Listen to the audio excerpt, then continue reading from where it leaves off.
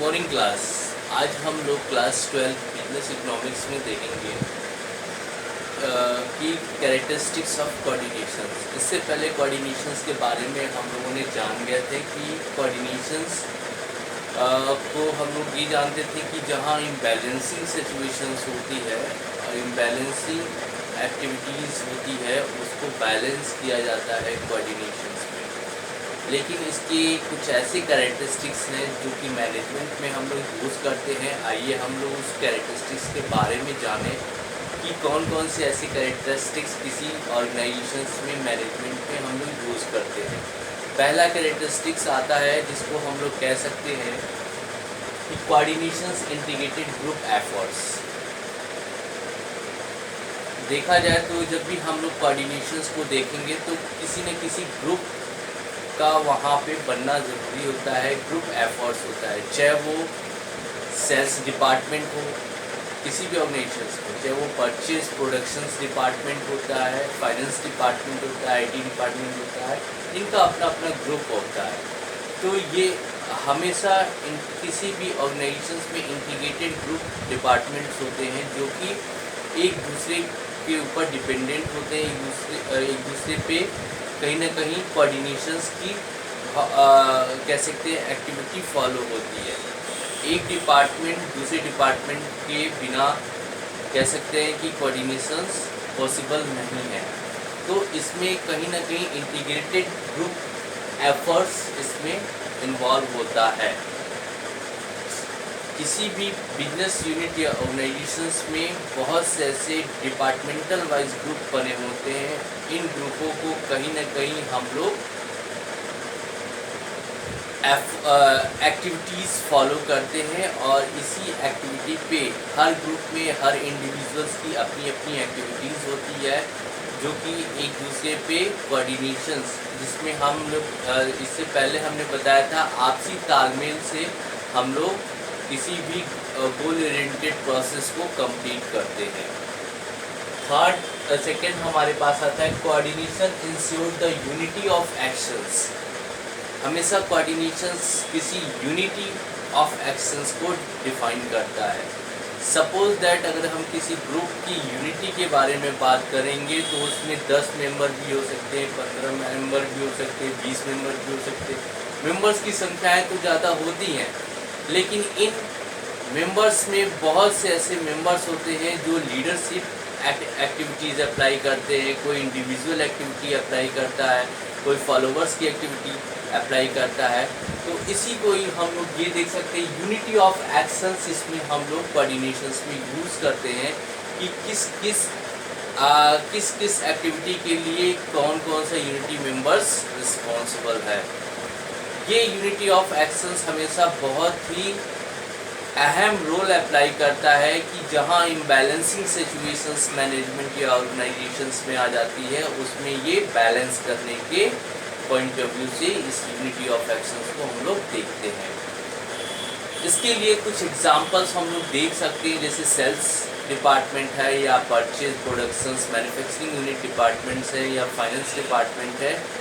इनकी अपनी अपनी यूनिट है, अपने अपने गोल्स होते हैं। ये हमेशा यूनिटी ऑफ एक्शंस में लीडरशिप की अंडर वर्क करते हैं और इसमें हर इंडिविजुअल्स का ग्रुप फॉर्म होता है। हर इंडिविजुअल्स इसमें पार्टिसिपेट्स लेते हैं और उनका अपना और गोल आउटपुट होता है और उसी आउटपुट के ओवरऑल देखा जाए तो यूनिटी गोल ओरिएंटेड प्रोसेस में यूनिटी ऑफ एक्शंस हम लोग उसमें देख सकते हैं। ये यूनिटी ऑफ एक्शंस बिना कोऑर्डिनेशंस के पॉसिबल नहीं है किसी भी ऑर्गेनाइजेशंस में। अगर हम किसी भी ऑर्गेनाइजेशंस में यूनिटी ऑफ एक्शंस को अगर पॉसिबल बनाना है तो कहीं ना कहीं हमें कोऑर्डिनेशंस की ज़रूरत होती है। इंश्योर्स यानी कि ज़रूरी है यूनिटी ऑफ एक्शंस।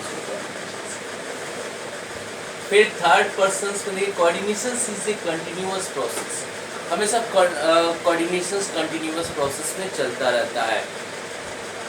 हम इसको किसी भी बिजनेस यूनिट या ऑर्गेनाइजेशंस में कैसे देख सकते हैं कि जैसे जैसे हमारा किसी गोल आपका टाइम पीरियड बाउंस होता है, उसके बाद जब हम उस गोल को अचीव कर लेते हैं तो फिर से अगेन हम लोग गोल बनाते हैं, ऑब्जेक्टिव बनाते हैं, फिर से हम वर्क करना चालू करते हैं।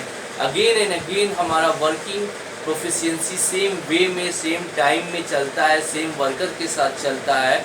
तो हम इसको कह सकते हैं कि कंटिन्यूअस प्रोसेस है। एक कंटिन्यूअस प्रोसेस को एक साइकिलिंग के द्वारा हम लोग समझ सकते हैं कि जब भी हम अगर साइकिलिंग में देखते क्या है, ये एक सर्किल है। अगर सपोज दैट हम यहाँ से चलना चालू करते हैं और अपने गोल को अचीव करते करते इस पॉइंट्स पे आ जाते हैं, तो यहाँ पे हमने कहा कि हमने 1 साइकिल कंप्लीट कर लिया। अगर 1 साइकिल कंप्लीट कर लिया तो इसमें इस साइकिल को कंप्लीट करने में बहुत से ऐसे एम्प्लॉयज़ की ज़रूरत होगी, बहुत से ऐसी वर्किंग प्रोफिशिएंसीज की ज़रूरत होगी। हम कह सकते हैं कि बहुत से ऐसे रिसोर्सेज, अदर चीज़ों की ज़रूरत होगी। यानी कि ओवरऑल जो मैनेजमेंट एक्टिविटीज़ होती है सब एक साइकिल में इन्वॉल्व होती है। फिर अगेन जब हम दूसरी साइकिल स्टार्ट करते हैं, सेकेंड साइकिल जब स्टार्ट करेंगे तो फिर से हम उन्हीं चीज़ों को फॉलो करेंगे जो चीज़ें हमने यूज़ किया था, और फिर हम उसी साइकिल को फिर से अगेन कंप्लीट कर देते हैं। फिर अगेन एंड अगेन ये साइकिल क्या होती है, रिपीट होती रहती है। तो हम कह सकते हैं कि coordination is a continuous process. फिर हम देख सकते हैं कोऑर्डिनेशन इज ऑल प्रोसेस पर बेसिक फंक्शंस के बारे में हम लोग बात करते हैं। बहुत से ऐसे परवेसिव फंक्शंस, चाहे वो बिजनेस यूनिट पे हो या नॉन बिजनेस यूनिट पे, परवेसिव फंक्शंस हो सकते हैं। चाहे बिजनेस यूनिट की बात करेंगे तो जो डिपार्टमेंटल वाइज बिजनेस यूनिट्स होते हैं, जैसे सेल्स, परचेज, प्रोडक्शन, मैन्युफैक्चरिंग, ये सब क्या है, बिजनेस यूनिट डिपार्टमेंट होते हैं, जहाँ पे हम सारे ओवरऑल बिजनेस यूनिट को कोऑर्डिनेशन से कहा गया है, जोड़ दिया गया है। Coordination is all pervasive functions, जितने भी ओवरऑल फंक्शंस इन्वॉल्व होते हैं सारी चीज़ें कोऑर्डिनेशन में देखे जा सकते हैं। अगर फंक्शन की बात करेंगे तो हमारे पास 5 फंक्शंस होते हैं, जिसको हम लोग कहते हैं क्या है, planning, organising, staffing, controlling, coordinating, ये क्या है, एंड कंट्रोल। ये सारे हमारे क्या है, फंक्शंस हैं। तो सारे 5 फंक्शंस में हम लोग कोऑर्डिनेशंस को यूज़ कर सकते हैं। फिर हमारे पास 5वां आता है, coordination is responsible for all the managers.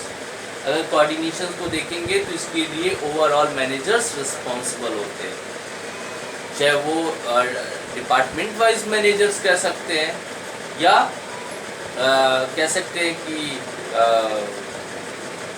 Top level, middle level और बॉटम लेवल मैनेजमेंट की कैटेगरीज में भी कह सकते हैं। तो अगर कोऑर्डिनेशन देखा जाए तो ऑल मैनेजरल एक्टिविटीज़ में देखा जाए तो कोऑर्डिनेशन हर इसके लिए रिस्पॉन्सिबल एवरी मैनेजर्स होता है। क्यों कह सकते हैं, अगर डिपार्टमेंटल मैनेजर्स की बात करेंगे तो हम finance manager, IT managers, HR managers, इन मैनेजर्स ये डिपार्टमेंटल मैनेजर्स होते हैं। तो ये कोऑर्डिनेशंस के लिए एवरी डिपार्टमेंट के मैनेजर्स रिस्पॉन्सिबल होते हैं। अगर इसको स्टेजेस वाइज देखा जाए तो low level managers top level पे रिस्पॉन्सिबल होगा, टॉप लेवल मिडिल लेवल पे, तो ये कैटेगरी बनाई गई, top level, middle level, lower level to middle level to top level. ऐसे मैनेजर्स की कैटेगरी डिफाइन की गई है, जिसपे ऑल लेवल पे मैनेजर्स कोऑर्डिनेशंस में रिस्पॉन्सिबल माने जाते हैं। Coordinations is A deliberate functions. Deliberate का मतलब होता है यहाँ पे संकल्पित फंक्शंस हो सकते हैं। संकल्पित का in the sense of management में, ऑर्गेनाइजेशंस में अगर देखा जाए तो हम जो गोल बनाते हैं उसके लिए हम डेलिब्रेटिंग एफर्ट्स के लिए हम लोग फोकस करते हैं। डेलिब्रेटिंग एफर्ट्स क्या क्या हो सकते हैं कि हम मुझे 1 वीक में ये वर्क कंप्लीट कर लेते हैं। I have done this work in 1 week। तो ये डेलिब्रेटिंग फंक्शंस है और इसी फंक्शंस पे हम लोग काम करते रहते हैं, और इस फंक्शंस के द्वारा जहाँ पे इम्बैलेंसिंग सिचुएशंस आ जाती है उसी को ही हम कोऑर्डिनेशन से रिमूव भी करते हैं। तो हम कह सकते हैं coordination is a deliberating functions हम फंक्शंस की जब भी बात करेंगे तो वो हमारे 4 फंक्शंस 5 फंक्शंस इन्वॉल्व होते हैं, planning, organising, staffing, controlling, coordinating. ये सारे 5 फंक्शंस हमारे पास इन्वॉल्व होंगे और इन फंक्शंस के बिहाफ पे हम हमारा जो निश्चय होता है कि हम इस गोल को अचीव करेंगे और इनका सबका एफर्ट्स इसमें इन्वॉल्व होता है कोऑर्डिनेशन। ये कोऑर्डिनेशंस की कुछ ऐसी कैरेक्टरिस्टिक्स है, जैसे कि पहला आता है coordinations in integrated groups effort, coordinations ensures the unity of actions, coordinating is a continuous process, coordinations is a all pervasive functions, coordinations is a responsibility of all managers, coordinations is a deliberating functions. ये इसमें involve होते हैं।